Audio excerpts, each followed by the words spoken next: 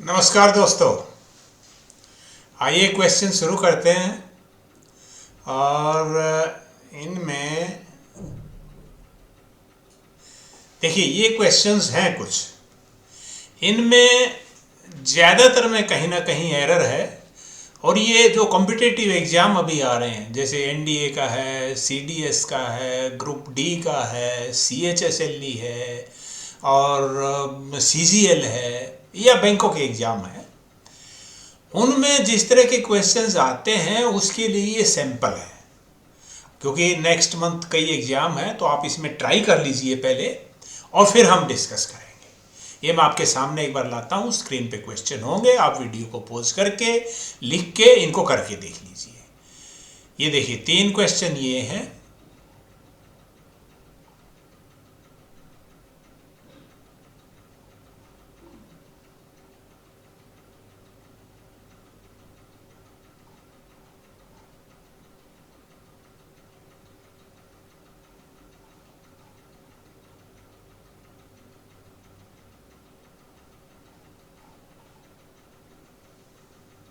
That's all. ये 20 question है। जब आप ये कर चुके हों तो वीडियो को रिज्यूम करना, फिर हम डिस्कस कर रहे होंगे। आइए पहला क्वेश्चन देखिए, वो 1 बाय 1 डील करते हैं। ही जस्ट रिटर्न फ्रॉम लंदन। ये देखिए अभी हमने जो पिछले 1-2 दिनों में जो टेंस किए हैं उसी से रिलेटेड है। ये जो प्रेजेंट परफेक्ट है और पास्ट इंडेफिनिट है, पास्ट सिंपल है, उसमें ये फर्क होता है कि काम अब से ही कुछ पहले हुआ है, यानी प्रेजेंट के साथ उसकी कोई कनेक्टिविटी है, तो आपने प्रेजेंट परफेक्ट में लिखना होता है। और उसके लिए जो कैच वर्ड है वो यही है। जैसे एक ये जस्ट हुआ, इसके बाद जैसे एवर होता है, ऑलरेडी होता है, यट होता है, this morning, today, this month वगैरह वगैरह। अगर ये हैं कैच वर्ड हैं ये, तो आपने प्रेजेंट परफेक्ट में लिखना है। और अगर कोई टाइम मेंशन्ड है कि कब आए, जैसे यस्टरडे, लास्ट ईयर वगैरह, 4 PM, अगर ऐसा मेंशन्ड है, कुछ समय दे रखा है, पॉइंट ऑफ टाइम दिया हुआ है, तब आपने पास्ट सिंपल लिखना होता है। इसमें जस्ट आया हुआ है तो ये सेंटेंस आपका प्रेजेंट परफेक्ट में होना चाहिए था, तो ये होना चाहिए ही has just return from London. फिर ये वाक्य आपका ठीक हो जाता है। Next, the earth is moving around the sun. ये भी देखिए टेंस से रिलेटेड ही है। और जब मैंने आपको प्रेजेंट सिंपल और प्रेजेंट कंटिन्यूअस बताए थे, उसमें बताया था कि जो परमानेंट नेचर के एक्शन हैं, रूटीन में होते हैं, जो पहले भी हो रहे थे, अब भी हो रहे हैं और शायद फ्यूचर में भी होंगे, उनके लिए आपको प्रेजेंट सिंपल यूज करना है, प्रेजेंट कंटिन्यूअस टेंस नहीं। प्रेजेंट कंटिन्यूअस तो जो टेम्परेरी नेचर की एक्टिविटीज होती हैं उनको दिखाने के लिए होता है। तो ये जो अर्थ सन के चारों तरफ घूम रही है, ये टेम्परेरी नेचर का एक्शन नहीं है, ये परमानेंट नेचर का एक्शन है। इसीलिए इज मूविंग की बजाय मूव होना चाहिए यहां पर। तो अर्थ क्योंकि थर्ड पर्सन सिंगुलर है, moves. Next, I don't know where does he live. देखिए ये लगता है कि ये क्वेश्चन है, पर ये डायरेक्ट क्वेश्चन नहीं है, ये एक स्टेटमेंट है कि मैं नहीं जानता कि वो कहां रहता है। ये स्टेटमेंट है, ये क्वेश्चन नहीं है। क्वेश्चन नहीं है तो लास्ट में क्वेश्चन मार्क नहीं है, अच्छी बात है, लेकिन ये जो वर्ब का और सब्जेक्ट का इन्वर्सन हुआ है ये नहीं होना चाहिए, ये क्वेश्चन में ही होता है। तो ये हट जाएगी हेल्पिंग वर्ब यहां से, वेयर ही, और ये लिव जो है इसके एंड में एस लग जाएगा, वेयर ही लिव्स। ये आपकी सेंटेंस बन जाएगा और ये डज हट जाएगा यहां से, वेयर ही लिव्स ऐसे बनेगा। अगला देखते हैं। Many people in India don't have even a small residential accommodation. देखिए इसमें जो एरर है वो स्पेलिंग की एरर है। अकोमोडेशन जो वर्ड है इसकी स्पेलिंग गलत लिखी हुई है, डबल एम होता है इसमें और इसमें एक एम दिया हुआ है। तो इसलिए आपको बड़े ध्यान से देखना है वर्ड को, डबल एम होना चाहिए सिंगल एम की बजाय। अगला, prime minister has left for New York yesterday. ये भी वही गलती है जो प्रेजेंट परफेक्ट और पास्ट सिंपल के यूज में हम करते हैं।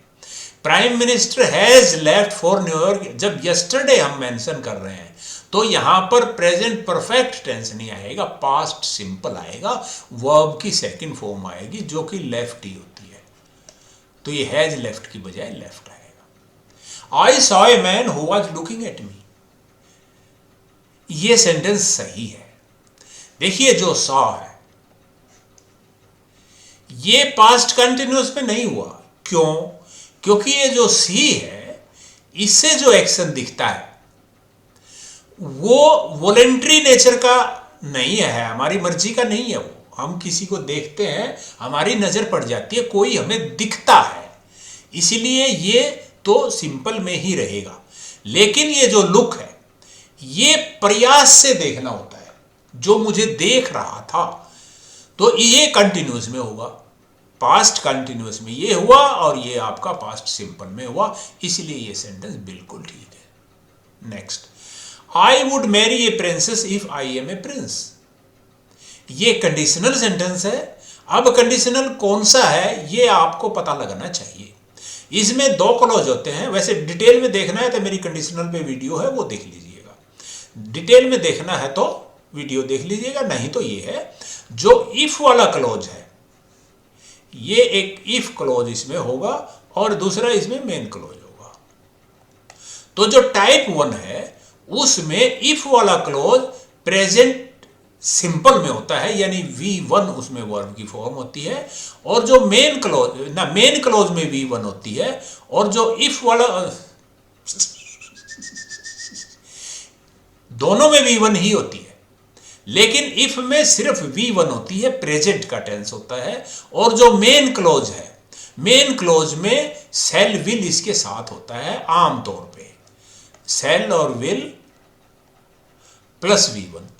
सेल विल के बजाय इसमें मे भी हो सकता है, माइट भी हो सकता है, और कभी कभी सिर्फ V1 भी हो सकता है, अगर वो साइंटिफिक फैक्ट है, यूनिवर्सल ट्रूथ है तो। लेकिन इसमें देखिए जो टाइप 2 होता है, वो भी मैं साथ में देख लूं, एक बार बता दूं।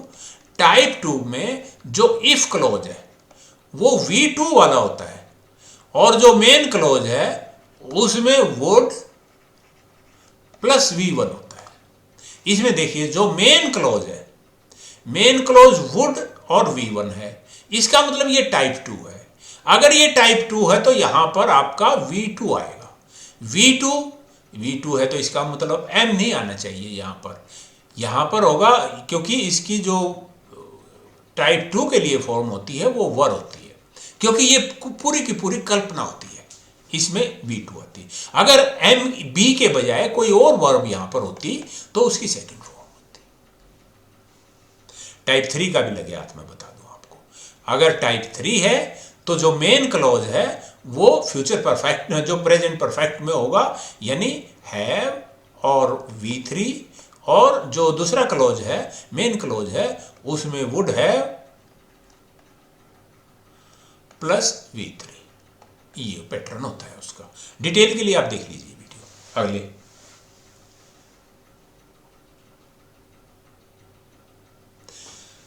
The reason for my getting late to school is because I am ill. देखिए साहब, जिसमें जब रीजन यहां दे दिया कि उसका कारण ये है, फिर आप यहां बी कॉज क्यों दे रहे? कॉज और रीजन तो एक ही बात को बताते हैं आमतौर पे, तो ये बिकॉज का मतलब कारण होना, तो दोबारा नहीं लिखना चाहिए इसको। यहां पर जो करेक्ट स्ट्रक्चर है वो ये है, the reason for my getting late to school is that I am ill. अगला, he said that he is not going to office. देखिए एक चीज होती है sequence of tenses. Sequence of tenses में क्या होता है कि अगर कोई दो क्लॉज सबऑर्डिनेट कंजंक्शन से जुड़े हुए हों तो तो उनमें मेन क्लोज अगर पास्ट टेंस में आ जाए तो जो सबॉर्डिनेट क्लोज है वो पास्ट में ही आएगा, वो प्रेजेंट और फ्यूचर में नहीं हो सकता। तो इसमें दो क्लोज हैं, ही सेड और फिर that he is not going to office. तो ये आपका डिपेंडेंट क्लोज है। जब यहां आ गया है पास्ट टेंस तो ये पास्ट में ही होगा, तो इज नहीं होगा, यहां पर वाज होगा। वैसे भी जब आप डायरेक्ट स्पीच से इनडायरेक्ट स्पीच बनाते हैं तो यहां तो आप लिख दिया ही सेड दैट। जो रिपोर्टेड स्पीच है उसमें प्रेजेंट टेंस को प्रेजेंट टेंस नहीं छोड़ते आप, अनलेस कि वो यूनिवर्सल ट्रूथ हो, तो उसको आप पास्ट में करते हो, तो इज का वाज करते हो। ये भी एप्लीकेबल है यहां पर। आगे, suddenly the boy asked me where was his mother. ये भी सब देखिए क्वेश्चन नहीं है, ये जो इन्वर्सन हुआ है हिज मदर और वाज, ये सब्जेक्ट है और ये वर्ब है। ये वर्ब पहले आ गई है इस क्लॉज में, वेयर के बाद जो क्लॉज है। ये नहीं होना चाहिए, ये सिर्फ क्वेश्चन में होता है, ये क्वेश्चन नहीं है, ये एक स्टेटमेंट है। तो ये वाज बाद में आना चाहिए, वेयर हिज मदर वाज और फिर फुल स्टॉप होना चाहिए। अगला, he runs a grocery store besides working as a property dealer. वो प्रॉपर्टी डीलर की तरह प्रॉपर्टी डीलर का काम करने के साथ साथ वो ग्रोसरी स्टोर भी रन कर रहा है। तो ये गलती यहां पर है बिसाइड्स में। ये बिसाइड और बिसाइड्स दो वर्ड होते हैं, एक तो ये बिसाइड, एक बिसाइड्स। बिसाइड्स का मतलब तो होता है के अतिरिक्त,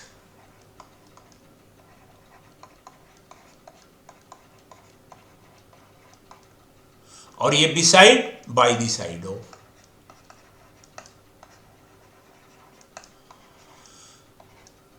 तो ये बिसाइड्स यहां पर यूज कर रहा है किसके साथ साथ, यानी ये जो प्रॉपर्टी डीलर के साथ साथ वो भी है, इसलिए ये करेक्ट सेंटेंस है। यहां पर ऐसा ही होना चाहिए।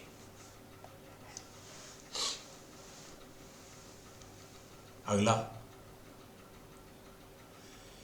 He had his breakfast after he washed his hands and mouth. उसने अपना हाथ मुंह धोए और फिर खाना खाया। देखिए ये दोनों एक्शन पास्ट के हैं, खाना खाया और अपने हाथ मुंह धोए। इनमें से जो पहले किया है वो पास्ट परफेक्ट में होना चाहिए। पहले कौन सा किया है, हाथ मुंह धोए। तो ये जो वाक्य है, ये जो क्लॉज है आफ्टर के बाद वाला, ये आपका पास्ट परफेक्ट में होना चाहिए और वो पास्ट सिंपल में होना चाहिए। वो तो पास्ट सिंपल में है ही, ये परफेक्ट में होना चाहिए। After he had washed his hands and mouth. आगे, every cow, every buffalo and every goat in this fair are vaccinated. देखिए जब आपके कई सब्जेक्ट हो, कंपाउंड सब्जेक्ट हो और वो एवरी से हो, एवरी से शुरू होने वाले, every cow, every buffalo, every goat, चाहे एवरी हैन भी साथ में हो, तो ये सिंगुलर वर्ब लेते हैं फिर यहां पर। तो आर नहीं, यहां पर इज होना चाहिए।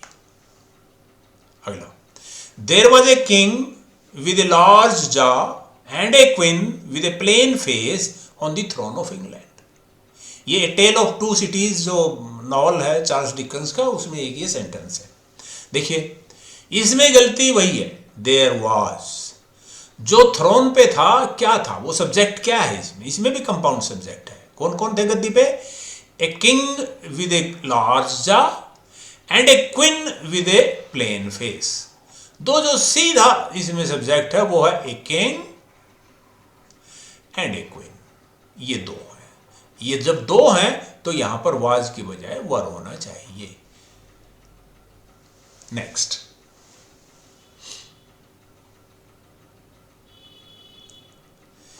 It was settled that I shall no more travel alone. बातचीत कहीं चल रही थी, कोई गड़बड़ कर दी, उसने कहा नहीं, आर्ग्यूमेंट हुआ, तो बाद में ये फाइनल फैसला ये हुआ कि मैं अकेला नहीं ट्रेवल करूंगा। तो इट वॉज सेटल्ड, एक तो क्लोज ये हुआ, ये दूसरा डिपेंडेंट क्लोज हुआ, वही बात है इसमें भी। जब ये मेन क्लोज पास्ट टेंस में है तो ये जो डिपेंडेंट क्लोज है ये भी इसकी पास्ट फॉर्म में होगा। तो ये सेल है, सेल की जगह शुड बनेगा, सेल या वुड इसकी जगह लगेगा, तभी ये सेंटेंस करेक्ट होगा। If he worked hard he would have passed this test. ये आपका टाइप 3 कंडीशनल है, और टाइप 3 में मैंने बताया था कि इफ क्लोज और फिर मेन क्लोज। जो इफ क्लोज है वो पास्ट परफेक्ट में होगा, यानी हैज और हैव या हैड। तो हैज हैव तो क्योंकि प्रेजेंट में होता है, ये पास्ट में होता है, ये पास्ट का एक्शन होता है, पिछली घटनाओं पे रोना होता है टाइप 3 में। तो हैड प्लस V3 ये होता है इफ क्लोज। और जो मेन क्लोज है वो होता है वुड हैव और फिर V3। अब इसमें कैसे पता लगे? देखिए ये जो क्लोज है ही would have past, would have past, would have plus V3, ये जब आ गया है मेन क्लोज में तो जो इफ क्लोज है वो इस फॉर्म में ही होगा, दूसरी फॉर्म में हो ही नहीं सकता। तो यहां पर he had worked hard, if he had worked hard he would have passed this test. Next, I had him repaired my television. ये कॉजेटिव का सेंटेंस है। कॉजेटिव सेंटेंस में यहां पर तो ये ठीक है, हैड या फिर इसकी जगह गॉट या मेड ये आता है, थर्ड सेकंड फॉर्म आ गई। लेकिन फिर ये जो वर्ब है ये फर्स्ट फॉर्म आती है, रिपेयर।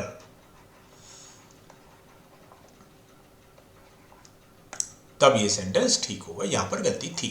अगला, a new treaty has been signed among India, UK, Germany and Australia.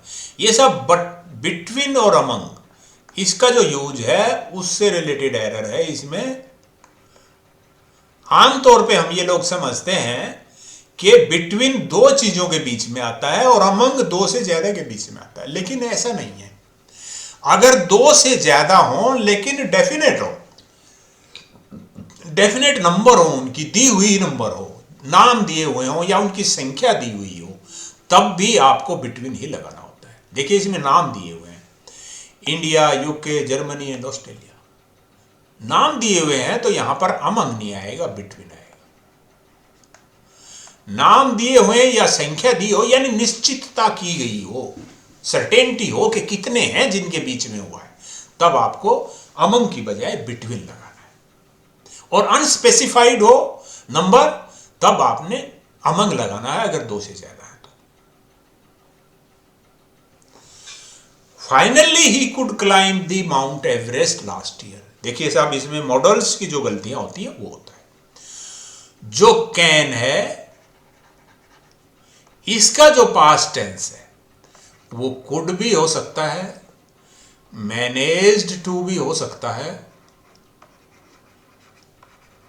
और वाज एबल टू भी हो सकता है।